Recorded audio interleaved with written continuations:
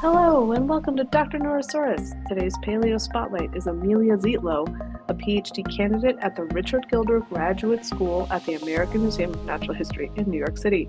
She recently led a study on a new mosasaur named Jormungandr walhallaensis, and I'm excited to get the chance to learn about it straight from the source.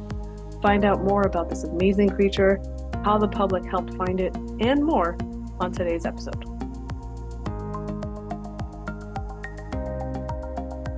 Amelia, welcome.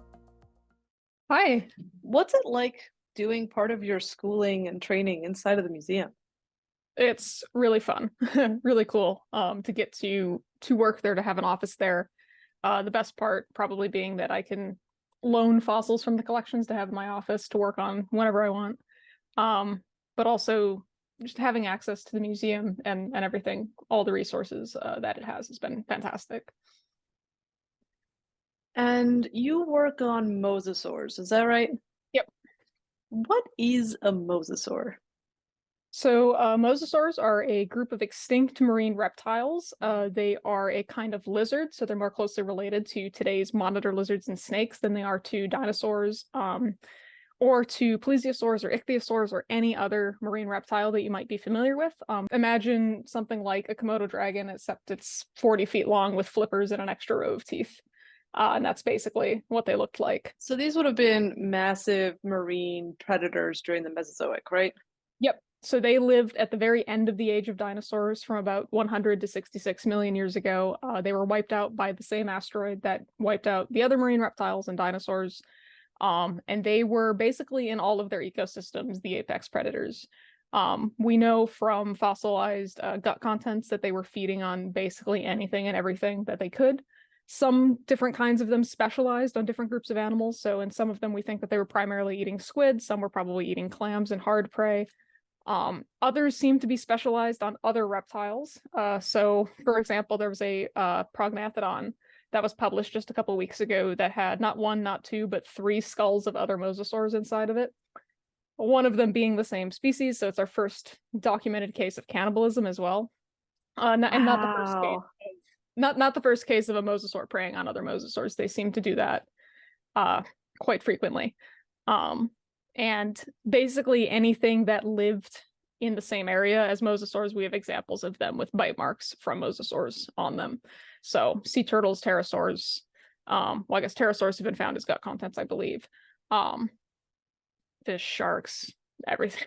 It's actually really fascinating that a lot of the time we sort of have to guess as to what's eating what in the fossil record, but every once in a while we get really, really good gut contents, and then we have proof of what they were eating, at least in that one instance.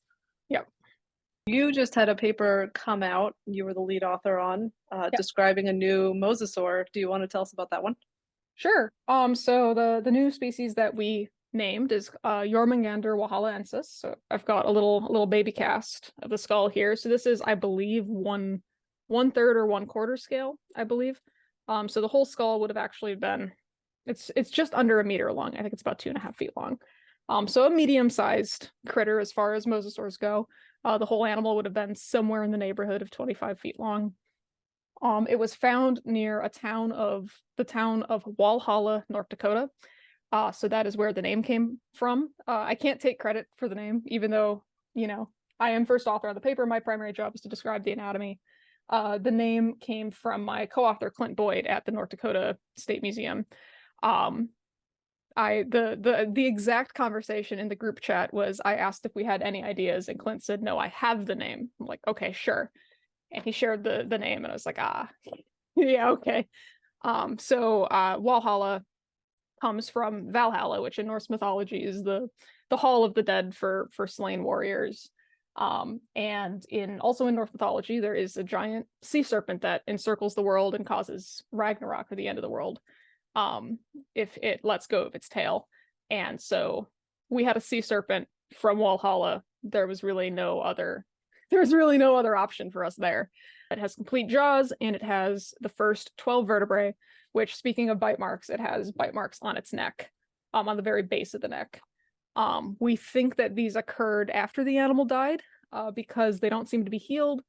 And because they're on the underside of the vertebrae, so for an animal to have bitten through the entire neck, we think it was probably dead, but who knows?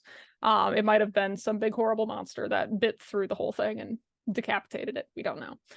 Yeah, it was kind of fun at first trying to figure out what this thing was, because it's got a weird combination of features that at first led us to believe it might be a chimera or multiple individuals, because it actually was very, very early on. We thought we had the whole skeleton, but it turned out that the postcrania, so everything from the chest back basically, was a different specimen. It was a platycarpine, which is a different kind of mosasaur entirely. So it was possible that, okay, we already had an instance of multiple individuals. Maybe there's something weird going on with the skull. But then we started to find the mix of features on individual bones. So that was like, oh, okay, no, we actually have a weirdo here. And I say weirdo because until this time, so we knew from some of the anatomy. So one of the things that helped us figure out where within mosasaurs it went is this kind of bony eyebrow ridge right there. That's something that mosasaurines have. So these are Mosasaurus, Cladastes, Prognathodon, Globidens. Typically, they're the group that have relatively shorter tails, relatively bonier flippers. They are one of the groups that we believe probably had an independent origin of flippers. So not only are mosasaurs another independent origin of aquatic reptiles, they seem to have the different clades. There's 3 major groups, 4 depending on who you ask. It seems like these 3 groups might have all independently evolved flippers, which is great. It really helps when we're trying to figure out how these things are related if they're converging like crazy. But looking at their modern relatives, modern lizards, converge upon each other all the time. Think about all the different kinds of squamates of lizards that lose their legs. There's snakes, there's amphisbaenids, there's legless skinks, there's legless geckos. Like, it's like every clade does something weird with its legs independently. So kind of makes sense, but it makes for tricky phylogeny. But so we know we got a mosasaurine. Prior to this animal, the standard sequence of mosasaurines in the tree was Dallosaurus, which is a little leggy guy from Texas at the base. So that's how we know that the flippers evolved independently, because that thing is a mosasaurine, but it still has little leggies. Cladastes would be the next earliest form, and then we get usually a smear of Prognathodon and Globidens. These are going to be the cannibals, the mosasaur killers, and the crunchy ones. Globidens have big bubble teeth for smashing clams. Here's the reason that mosasaurs are great to work on is because we have this transition of it's a lizard to Plotosaurus. So we can trace a lot of those changes through time. It's part of the reason I chose to work on them, because a lot of these questions are completely inaccessible in other aquatic animals. Mosasaurs, we're lucky to have Agiallosaurs, which are basically little monitor lizards. They're kind of long, but it looks like a little varandid. So it makes it easier to track shape change or track anatomical change through time. So we can actually ask these questions. The trouble is within mosasaurs themselves. So kind of circling back to the point into why Yorgi is kind of cool and important and helpful, is that the traits that it had that belonged to different species that led us to believe it could be a chimera were some features looked like Cladastes and some features looked like Mosasaurus. And that's part of why we were so confused. Cladastes and Mosasaurus are not closely related according to that tree, other than that they're both mosasaurines, but that group is so big, what is going on? So what we propose is going on is that the tree is wrong. And this thing is indicative of a kind of a transitional form between the early Cladastes morph and the more derived later Mosasaurus things, which temporally it makes sense because this thing is about 80 million years old. So, and what the reason we think the tree is wrong, obviously we have the specimen and that's what this thing is telling us. So we thought, well, we didn't really know what was going to happen when we plugged this thing into the matrix, because it was outside the scope of this project to make a new matrix or completely redo the existing one. So when we plunked this thing in there, we're like, all right, we're probably going to get it with Mosasaurus because it's got this really blocky, like rectangular ear bone back here that looks dead on like Mosasaurus. It's got some other features. It's got the palatal teeth, the pterygoid teeth. So those are the bonus teeth on the roof of the mouth. They come down from a ridge. They're not just flat on the bone. So in Cladastes, they just come right off the bone. And these guys, there's a ridge of bone, and then they come down from that. That's a Mosasaurus thing. So we plug it in, see what happens. Lo and behold, the stupid thing comes out with Cladastes.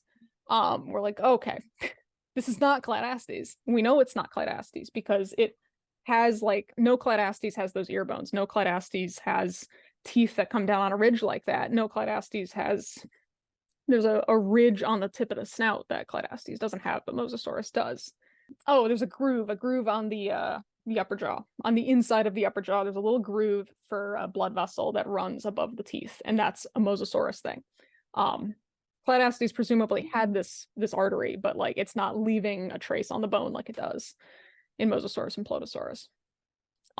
So what's happening is if you go and look at the actual character list, so the list of traits that are used to analyze mosasaur relationships, a lot of these traits that make this thing unique and that pull this thing, or that make us think that it's related to Mosasaurus, are not in the character list.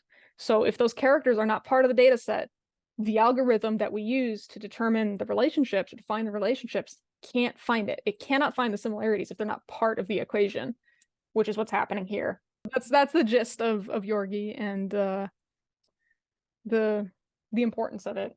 It's really cool being able to see all of those features and how they're shifting, and like such a clear example of a transitional form that it's pretty rare to get in the fossil record. Is like sometimes we end up, as you said, with ichthyosaurs, we have nothing that looks like them, and then they look like what they look like, and there's nothing in between. And sometimes we get really nice, clear shifting of these characters from one end to the other. It's fun. Yeah, it's fun.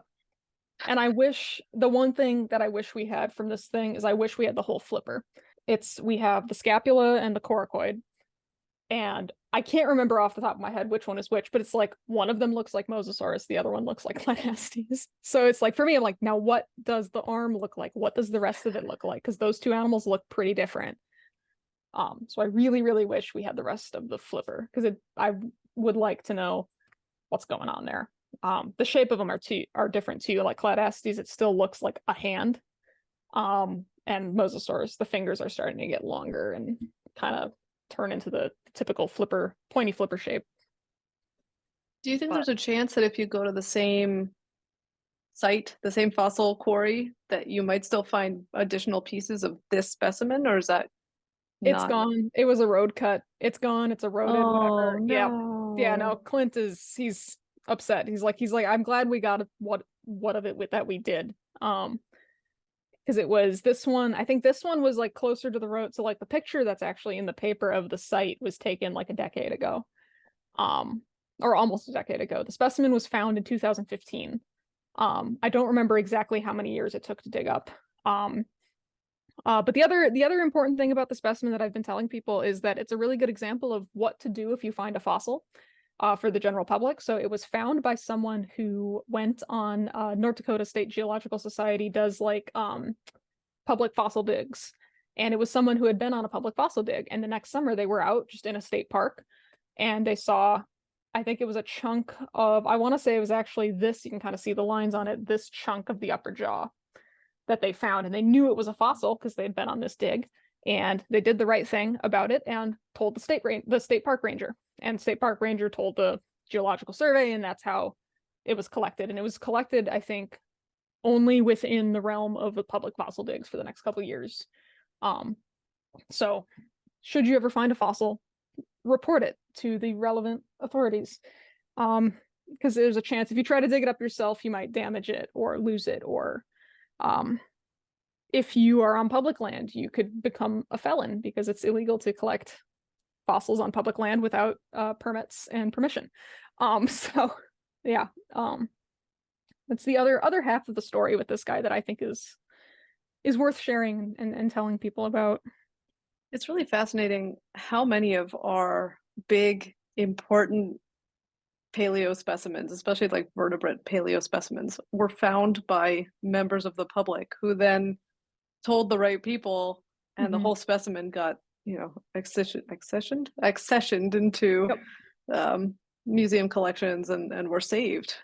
Yeah. If that hadn't happened, it could have been eroded by rain or wind or whatever other weather, or stolen, or any number of things. So the other thing I wanted to contribute with the paper was figuring every bone in every view and labeling everything. Because when I started out working on these things, I started paleo at Carthage College. My advisor was Thomas Carr. He does Tyrannosaur stuff. So he's a great advisor for general advice, general science stuff. But if I showed him a mosasaur bone, because they're really weird relative to dinosaurs, because they're lizards. So I had to learn a lot of this on my own. I had to learn almost all of it on my own in terms of like specific anatomy. And it's really hard to do if the papers that are available online don't have pictures of all the bones with all the parts labeled. So for this, because like we published in the AMNH bulletin, for which there's like no limit on figures or page length or any of that, it's part of the reason we chose the journal, so that we had the freedom to. Fascinating.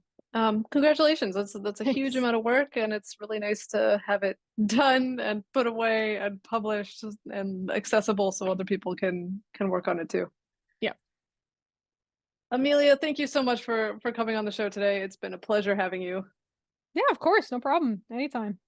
And we'll see you in the next video.